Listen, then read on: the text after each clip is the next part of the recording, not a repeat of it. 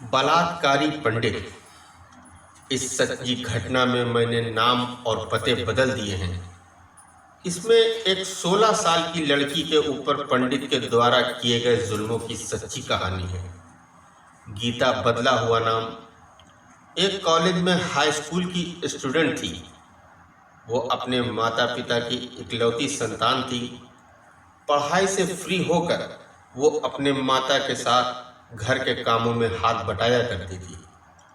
उसके पिता एक प्राइवेट जॉब करते थे और गीता के घर की आर्थिक स्थिति अच्छी नहीं थी, लेकिन फिर भी माता पिता गीता का हर तरह से ध्यान रखते थे। उसकी हर ख्वाहिश को पूरा करने की कोशिश करते थे। गीता के घर से थोड़ी दूर पर एक मंदिर था। वैसे तो वहाँ मंदिर बहुत थे, मगर घर के करीब होने की वजह से गीता और उसका परिवार वहीं पूजा करने जाते थे। गीता रोज स्कूल जाने से पहले मंदिर होकर जरूर जाती थी। उसका मानना था कि मंदिर होकर जाने से पढ़ाई में मन लगता है। मंदिर में एक पुजारी और उसका एक चेला थे। मंदिर के बाहर छोटी सी कुटिया बनाकर दोनों उसी में रहते थे। मंदिर काफी बड़ा था। चारों तरफ से उसके दीवारें उठी हुई थीं।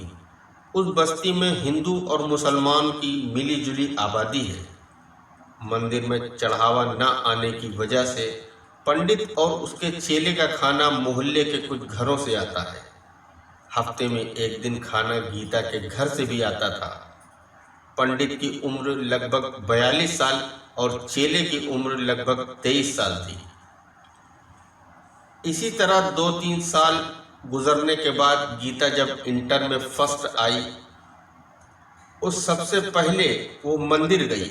मंदिर में उसने पूजा प्रार्थना की और जैसे ही मंदिर से बाहर निकलने लगी, फौरन पंडित ने गीता का हाथ पकड़ लिया और कहने लगा, आज तुम बहुत अच्छी लग रही हो।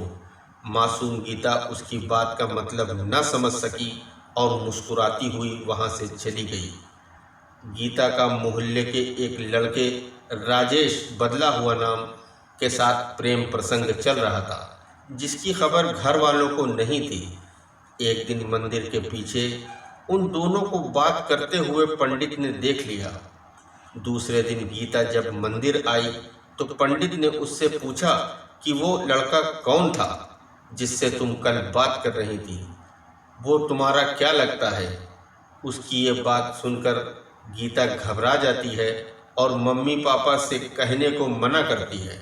पंडित उसकी बात का फायदा उठाने की अब सोच लेता है। कहता है, मैं तुम्हारे मम्मी पापा से कुछ नहीं कहूँगा, मगर इसके बदले तुम्हें हमारा एक काम करना होगा। गीता बिना सोचे समझे हाँ कर देती है। वो गीता से कहता है कि कल दोपहर 2 बजे तुम्हें यहाँ आना होगा, फिर मैं तुमको बताऊंगा कि तुम्हें क्या काम करना है। गीता कुछ घबराई हुई जब घर पहुंचती है तो उसकी मम्मी उसको देखकर पूछती हैं कि गीता क्या हुआ है, कोई बात है। वो सर दर्द का बहाना करके कमरे में जाकर लेट जाती है। उसको नहीं मालूम था कि उसके साथ कल क्या होने वाला है। उधर पंडित अपने चेले को गांव के लिए भेज देता है। कहता है, कुछ दिन तुम जाकर गांव में रहो। गर्मी का मौसम होने की वजह से पूरे मोहल्ले में सन्नाटा पड़ा रहता है और मंदिर के आसपास भी बिल्कुल सन्नाटा रहता है। 2 बजे गीता जब मंदिर पहुंचती है तो पंडित उसको अंदर बुला लेता है और मंदिर के पीछे एक कमरा होता है जिसमें बहुत सारा खराब सामान पड़ा होता है और वो कमरा हमेशा बंद रहता है। पंडित कहता है, आओ उस कमरे में चलो, 5 मिनट का काम है, बस काम खत्म करके चले जाना। गीता समझ नहीं पाती कि क्या काम है। वो पंडित से बार बार पूछती है, मगर पंडित कहता है कि बस थोड़ी देर का काम है और कर कर चली जाना। जैसे ही गीता कमरे में जाती है, पंडित उससे बदतमीजी करना शुरू कर देता है। गीता हाथ छुड़ाकर भागने की कोशिश करती है, मगर भागने में नाकाम रहती है। पंडित उसको पकड़कर रस्सी के सहारे खंभे से बांध देता है और फिर उसका बलात्कार करता है। बलात्कार कर देने के बावजूद भी पंडित गीता को छोड़ता नहीं, वहीं बांध कर रखता है। जब शाम हो जाती है तब गीता को सब मोहल्ले वाले मिलकर ढूंढते हैं, मगर गीता का कहीं पता नहीं चलता। दूसरे दिन भी गीता के न मिलने की वजह से पुलिस में रिपोर्ट दर्ज की जाती है और पुलिस आकर मोहल्ले में छानबीन करती है। उसमें राजेश का नाम आता है तो पुलिस राजेश को थाने लेकर जाती है। थाने में उससे पूछताछ की जाती है। कुछ न बता पाने की वजह से उसको पुलिस बंद कर देती है। राजेश खुद इस बात से परेशान होता है कि गीता अचानक कहाँ चली गई। मोहल्ले में पुलिस का आना जाना ज़्यादा हो जाने की वजह से पंडित मंदिर के गेट में बाहर से ताला लगा लेता है और खुद अंदर ही छुप जाता है। मगर अब पंडित को डर सताने लगा कि वो पकड़ा जाएगा तो क्या होगा। इसी तरह पूरा हफ्ता गुजर जाता है और गीता के माता पिता का रो रो कर बुरा हाल होता है। एक दिन गीता बेहोश हो जाती है और पंडित उसको मरा हुआ समझता है और डर जाता है। अब उसकी दिमाग बिल्कुल काम नहीं करता कि अब वो क्या करे। 2-4 दिन गुजरने के बाद मंदिर के पास से आने जाने वाले लोगों को बहुत बदबू लगती है, मगर मंदिर में ताला लगा होने की वजह से कोई अंदर नहीं जा पाता। बदबू ज़्यादा बढ़ने की वजह से पुलिस को बुलाया जाता है और पुलिस मंदिर के गेट का ताला तोड़कर देखती है तो अंदर पंडित की लाश पड़ी होती है। मंदिर की तलाशी लेने में अंदर गीता मिल जाती है। गीता को बाहर निकाल कर लाया जाता है।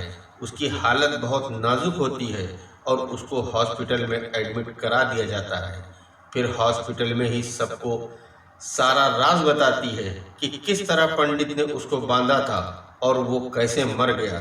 दरअसल गीता को मरा हुआ समझकर पंडित डर के मारे जहर खा लेता है और मर जाता है।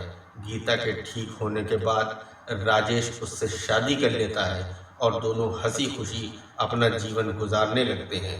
राजेश तो इस दुनिया में नहीं है और गीता भी काफ़ी बूढ़ी हो चुकी है, मगर उसको अपने उस दर्द का एक एक पल याद है।